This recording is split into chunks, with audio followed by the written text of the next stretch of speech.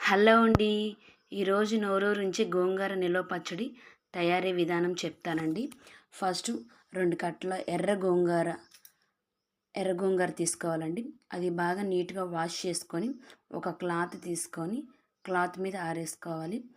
దాన్ అది water పోయేలాగా ఆరబెట్టుకోవాలి. Water కనుక ఉంటే పచ్చడి అండి పాడైపోతుంది. నేను చూడండి ఎలా ఆరబెట్టాను. అలాగా వాటర్ ఉండకూడదండి గోంగూరకి. ఒక క్లాత్ తీసుకుంటే క్లాత్ వాటర్ అంతా పీల్చేస్తుంది. ఎండలో ఆరబెట్టాల్సిన అవసరం లేదండి. మనం ఇంట్లో రూమ్లో ఫ్యాన్ కింద ఆరబెట్టుకుంటే వాటర్ అంతా పీల్చేస్తుంది. పీల్చుకున్న తర్వాత నేనైతే 2 కట్టలు తీసుకున్నారు. మీరు ఎన్నైనా తీసుకోవచ్చు. ఇది తడి లేకుండా చూసుకోవాలి. తడి ఉంటే ఎక్కువ కాలం నిల్వ ఉండదండి. తర్వాత ఒక కడాయి తీసుకోవాలి. ఒక కడాయి తీసుకొని గోంగూర పైన కళ్ళుప్పు, నేను సరిపడా కళ్ళుప్పు తీసుకునండి. కళ్ళుప్పు అవి తీసుకొని వేయించుకోవాలి. ఇదంతా లో స్లిమ్లో జరగాలండి. నెమ్మదిగా దగ్గరుండి వేయించుకోవాలి. లేకపోతే అడుగు అంటే అవకాశం ఉంటుంది. దగ్గరగా దాంట్లో నీరు పోయేంత వరకు వేయించుకోవాలి నెమ్మదిగా లో స్లిమ్లో. మనం చూస్తూ కదుపుతూ ఉండాలండి, లేకపోతే అడుగంటుతుంది. అడుగంటితే పచ్చడి స్మెల్ టేస్ట్ మారిపోతుందండి. నెమ్మదిగా వేయించుకోవాలి. వేయించుకున్న తర్వాత ఇది చల్లారి పెట్టుకోవాలండి. చాలామంది ఇలాగే కలిపేసుకుంటారు. ఇలా కూడా కలుపుకోవచ్చు, లేకపోతే మిక్సీ అయినా పట్టుకోవచ్చు. నేనైతే మిక్సీ పట్టాను. ఇది బాగా చల్లారి పెట్టాలి. ఫ్యాన్ కింద చల్లారి పెట్టుకోవచ్చు, లేకపోతే నార్మల్గా చల్లారి పెట్టుకోవచ్చు.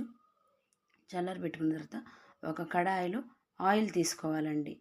ఆయిల్ తీసుకొని నేనైతే 200 గ్రాములు, ఒక పావు కేజీ గోంగూరకి 200 గ్రాములు ఆయిల్ తీసుకున్నాను. ఆయిల్ తీసుకున్న తర్వాత పొట్టు తీసిన వెల్లుల్లి ఒక వెల్లుల్లి పాయ తీసుకోవచ్చు, లేకపోతే 2 వెల్లుల్లి పాయలు తీసుకోవచ్చు. పొట్టు తీసిన వెల్లుల్లి, పచ్చిశనగపప్పు, కొద్దిగా ఆవాలు, ఒక 5-6 ఎండుమిర్చి, కరివేపాకు, ఇవన్నీ తీసుకొని లో స్లిమ్లో వేయించుకోవాలి. లేకపోతే మాడే అవకాశం ఉంటుంది. మాడిపోతే పచ్చడి టేస్ట్, స్మెల్ 2 మారిపోతాయి. నెమ్మదిగా లో స్లిమ్లో వేయించుకోవాలి. వేయించుకున్న తర్వాత అవి బాగా చల్లారాలండి. ఆయిల్ చల్లారి పెట్టుకోవాలి. ఒక 1 అవర్ అని చల్లారి పెట్టుకోవాలి. వేడిగా కలపడం వల్ల పచ్చడి నిల్వ అనేది ఉండదు. మనం ఎంత బాగా చేసినా పచ్చడి నిల్వ అనేది ఉండదు. ఇది చల్లారి పెట్టుకున్న తర్వాత చింతపండు తీసుకోవాలండి. చింతపండు మనం కొద్దిగా పులిహోరకి ఎలాగా ఉడకబెడతాము అలాగే చింతపండు ఈ పచ్చడికి కూడా అలాగే ఉడకబెట్టి, చింతపండులో పిక్కలు, ఆ చిన్న చిన్న పుల్లలు అలాంటివి ఉంటాయి కదా, అవి తీసేసుకొని పులుసు ఉడకబెట్టుకోవాలండి. పులుసు ఉడకబెట్టుకొని దగ్గరగా తీసుకోవాలి. అలా తీసుకున్న తర్వాత అది కూడా చల్లారి పెట్టుకోవాలండి. గోంగూర ఇవన్నీ చల్లగా ఉండాలండి. వేడిగా కలపడం వల్ల పచ్చడి ఉత్తినే పాడైపోతుంది, త్వరగా పాడైపోయే అవకాశం ఉంటుంది.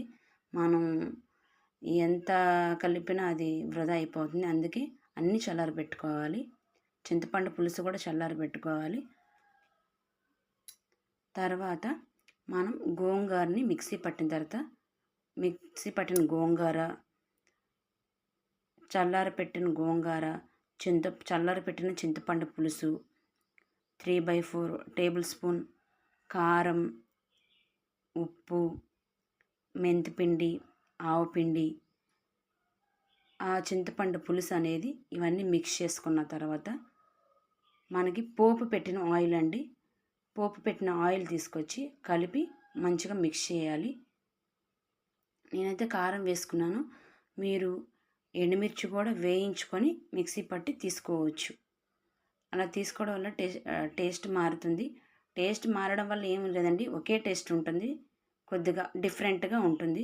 పచ్చడి అనేది చాలా బాగుంటుంది, చాలా టేస్ట్గా ఉంటుంది. ఇలా కలిపి చల్లారి పెట్టుకోవాలండి. పోపు కలిపిన తర్వాత చల్లారి పెట్టుకొని పక్కన పెట్టుకోండి. ఈ వీడియో నచ్చినట్లయితే లైక్ చేసి